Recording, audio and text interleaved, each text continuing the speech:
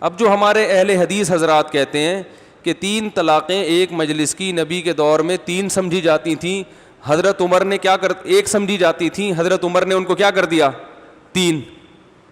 تو اس کا مطلب جو بیوی نبی کے دور میں حلال سمجھی جاتی تھی نبی کے حکم سے, وہ حضرت عمر نے کیا کر دی, بولو نا بھائی, حرام کر دی. تو جب یہ اختیار نبی کے پاس نہیں ہے تو حضرت عمر کے پاس یہ اختیار ہو سکتا ہے؟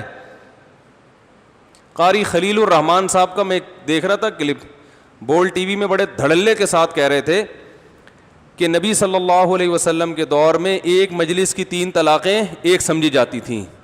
ایک تو افسوس اس پر ہوتا ہے کہ حدیث کا ترجمہ غلط. میرا دل چاہ رہا تھا کاش میں بیٹھا ہوا ہوتا اسی وقت روک لیتا کہ قاری صاحب اللہ کا نام لو, خدا سے ڈرو. طلاق کے مسائل کا مطلب یہ ہے کہ حلال کو حرام کر دینا, حلال کو حرام اور حرام کو حلال اس جرت سے کیا جا رہا ہے. لاکھوں لوگوں کے سامنے حدیث کا ترجمہ 100% غلط کیا جا رہا ہے, اور لوگ بیٹھے ہوئے ہیں, لوگوں کو تھوڑی قرآن و حدیث کا پتہ ہے. اور اپنی تحقیق کو کیا کہا جا رہا ہے, قرآن و حدیث. تم ابو حنیفہ کے اندھے مقلد ہو, ہم کس کو فالو کرتے ہیں, قرآن و حدیث کو. یہ قرآن و حدیث ہے آپ کے پاس کہ آپ حدیث کا ترجمہ غلط کر رہے ہو. یہ کون سی حدیث میں لکھا ہے کہ نبی کے دور میں ایک مجلس کی 3 طلاق ایک سمجھی جاتی تھی؟ یہ کہاں لکھا ہوا ہے؟ یہ ایک مجلس کا لفظ آپ نے کہاں سے ایڈ کر دیا؟ حدیث میں یہ ہے کہ نبی کے دور میں 3 طلاقیں ایک سمجھی جاتی تھیں, اس میں کوئی ایک مجلس یا الگ الگ مجلس کی قید نہیں ہے. اور اس کا مطلب ابو داؤد کی دوسری حدیث میں اسی حدیث کے راوی عبداللہ بن عباس بیان کرتے ہیں کہ زمانے جاہلیت میں ایک مجلس ہو, ایک سے زیادہ مجلس ہو, علی الاطلاق 3 طلاقیں ایک. کیا مطلب؟ جتنی بھی مرد طلاقیں دیتا تھا اس کو رجوع کا حق حاصل ہوتا تھا. اس حکم کو اسلام نے منسوخ کیا, اور وہ منسوخ کی دلیل قرآن کی آیت ہے الطلاق مرتان فامساکم بمعروف او تسریح باحسان. طلاقیں 2 مرتبہ ہیں, اس کے بعد رکھنا ہے یا چھوڑنا ہے. فإن طلقها, اگر تیسری دے دی, فلا تحل له من بعد, تو تیسری کے بعد بیوی حلال نہیں ہے, چاہے وہ فوراً دی ہو یا بعد میں دی ہو. قرآن نے یہ فرق نہیں کیا, اسی مجلس میں دی ہو یا اگلے سال دی ہو, کوئی فرق نہیں کیا قرآن نے. اس آیت سے یہ حکم کیا ہو گیا تھا؟ منسوخ. تو بہت سے صحابہ کے بارے میں امکان ہے انہیں اس کے منسوخ ہونے کا علم نہ ہو, کہ زمانہ جاہلیت میں جو ایک رسم چلی آ رہی تھی وہ ان کے علم میں نہ ہو.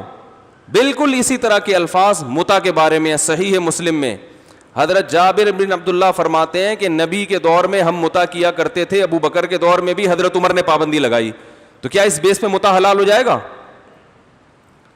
بھائی نبی کے دور میں کرتے تھے, کیا نبی کے کہنے سے کرتے تھے یا ابو بکر کے کہنے سے کرتے تھے؟ ہر وہ کام جو نبی کے دور میں ہوا ہے تو یہ اس کی علامت نہیں ہے کہ یہ نبی کے آرڈر پہ ہوا ہے. تو شیعہ یہی دلیل پیش کرتے ہیں متع کے جائز ہونے کی کہ اس پہ تو عمر نے پابندی لگائی ہے. ہم کہتے ہیں متع پہ حضرت عمر نے جو پابندی لگائی یہ عین قرآن و حدیث کی روشنی میں لگائی ہے, کیونکہ متع حرام ہو چکا تھا نبی کے دور میں, لیکن زمانے جاہلیت کی رسم تھی, ہر ایک کو حرمت کا علم نہیں تھا. تو اسی طرح نبی کے دور میں اگر 3 طلاقیں ایک سمجھی جاتی تھیں تو ایک مجلس کی نہیں, ایک مجلس ہو یا ایک سے زیادہ. حضرت عمر نے جو 3 کو 3 قرار دیا کوئی نیا حکم نہیں تھا, یہ وہی حکم تھا جو قرآن میں نازل ہوا ہے. اور اس کی سب سے بڑی دلیل کہ ایک صحابی نے بھی اس پر اعتراض نہیں کیا, کسی ایک نے بھی. تو اس سے صاف پتہ چلتا ہے کہ حضرت عمر کا یہ حکم اپنی طرف سے خود ساختہ نہیں تھا. اور قاری خلیل صاحب نے ایک اور خیانت کی ہے. ایک خیانت تو کیا کی, صحیح مسلم کی حدیث کا ترجمہ 100% غلط کی, اپنی طرف سے ایڈ کیا کہ نبی کے دور میں ایک مجلس کی 3 طلاقیں ایک ہوتی تھیں. یہ ترجمہ کہاں سے لائے آپ؟ دوسری خیانت یہ کی کہ حضرت عمر کو موت سے پہلے ندامت ہوئی تھی کہ میں نے جو 3 طلاقوں کو 3 قرار دے دیا, مجھ سے یہ غلطی ہوئی ہے. یہاں بھی گڑبڑ کی ہے. حضرت عمر کو جو ندامت والی حدیث ہے اس میں ایسے کوئی الفاظ نہیں ہے کہ میں نے 3 طلاقوں کو جو 3 قرار دیا تو مجھ سے کیا ہوئی ہے, غلطی. وہ حدیث کا ترجمہ قاری خلیل صاحب لفظ بلفظ پڑھ کے سنا دیں, دودھ کا دودھ پانی کا پانی ہو جائے گا. اس لیے ہم کہتے ہیں بھائی جان قرآن و حدیث کے نام پہ آپ نے اندھی تقلید تو کرنی ہی ہے. ابو حنیفہ کی نہیں کرو گے تو یا تو کسی انجینئر کی کرو گے یا کسی پروفیسر کی کرو گے یا قاری خلیل صاحب کی کرو گے. نہیں آ رہی بات میرا خیال ہے سمجھ میں؟ تو اس حدیث میں یہ نہیں ہے حضرت عمر نے یہ کہا تھا 3 طلاقوں کو 1 قرار دینے میں میں نے مجھ سے 3 کو 3 قرار دینے میں مجھ سے کیا ہوئی ہے غلطی. وہ کیا کہا تھا وہ قاری خلیل سے ہی آپ کہیں کہ وہ حدیث پورے لفظ بلفظ پڑھ کے سنائیں. دوسری وہ حدیث انتہائی ضعیف ہے حضرت عمر والی, سند بھی پڑھ کے سنائیں ذرا اس کی.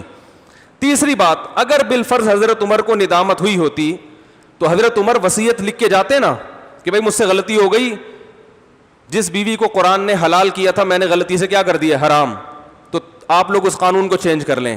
ایسا کچھ بھی نہیں کیا. اور حضرت عمر سے تو اس سے چھوٹی چھوٹی غلطیاں ہوئی ہیں, صحابہ نے احتجاج کیا ہے. حضرت عمر نے حکم دیا کہ میں 400 درہم سے زیادہ مہر پہ پابندی لگاؤں گا. ایک عورت کھڑی ہو گئی کہ ہم یہ پابندی قبول نہیں کرتے کیونکہ قرآن و سنت میں ایسی کوئی پابندی نہیں ہے.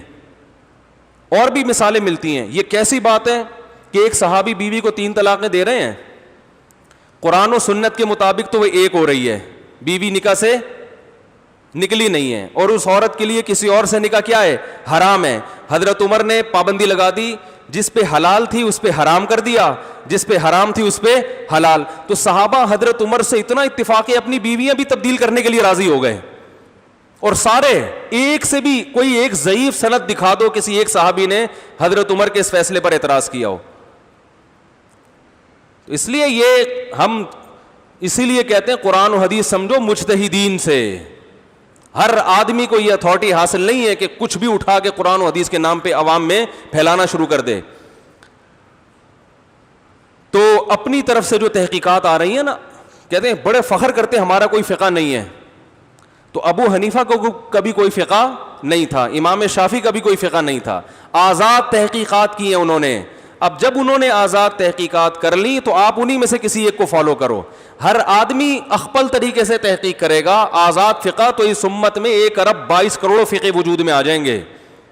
امت متحد نہیں ہوگی, ہر آدمی آزاد, میرا کوئی مسلک نہیں ہے. تو پھر مسلک یہ نہیں کہ سارے مسلک سمٹ جائیں گے, سینکڑوں لاکھوں مسلک پیدا ہو جائیں گے جو کہ ہو رہے ہیں.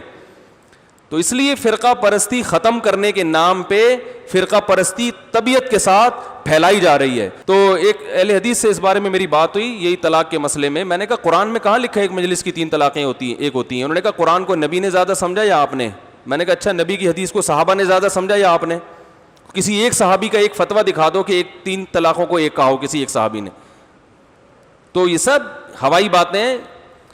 تو قرآن و حدیث کی اسی تشریح کو ماننا ہے جو کس کی ہے, جو صحابہ تابعین ائمہ اربعہ کی تشریحات ہیں. اور ہر آدمی جو اخپل طریقے سے اٹھ کے حدیثوں کے نمبر یاد کر کے, آپ کو تو یہ بھی نہیں پتا ہوتا کہ یہ ترجمہ بھی صحیح کر رہا ہے کہ نہیں کر رہا. اور ٹی وی میں ہر طرح کے لوگ بیٹھے ہوتے ہیں, وہ کھلے عام لوگوں کو حدیث بتا رہے ہیں کہ ایک مجلس کی 3 1 ہوتی ہیں. حدیث میں آتا کوئی اٹھ کے بولنے والا نہیں ہے کہ کون سی حدیث ہے جہاں لکھا ہوا ہے ایک مجلس کی 3 1 ہوتی ہیں. اچھا ایک اور دلیل یہ لوگ یہ بھی دیتے ہیں, اسی آیت سے پتہ چلتا ہے, موضوع آ گیا نا آیتیں. یہ لوگ یہ کہتے ہیں 3 طلاقیں اکٹھی دینا حرام ہے. تو حرام جو کام ہے وہ نافذ نہیں ہوتا. جیسے کہ زہار کو قرآن کہہ رہا ہے کہ زہار کرنا ایک بری چیز ہے, تو اسی وجہ سے زہار سے طلاق نہیں ہوئی. یہاں بھی خلط ملط کیا جاتا ہے. زہار سے طلاق واقع نہیں ہوئی لیکن اس کا ایک شرعی حکم مرتب ہوا کہ بیوی حرام ہو گئی. جب تک کفارہ ادا نہیں کرو گے بیوی کیا رہے گی, حرام. پتہ چلا ایک چیز ناجائز ہوتی ہے, ناجائز ہونے کے باوجود اس کا شرعی حکم اس پر مرتب ہوتا ہے, وہ کلعدم نہیں ہوتی. تو 3 طلاقیں اکٹھی دینا بھی ناجائز ہے لیکن اس کا جو شرعی حکم ہے وہ اس پر مرتب ہوگا.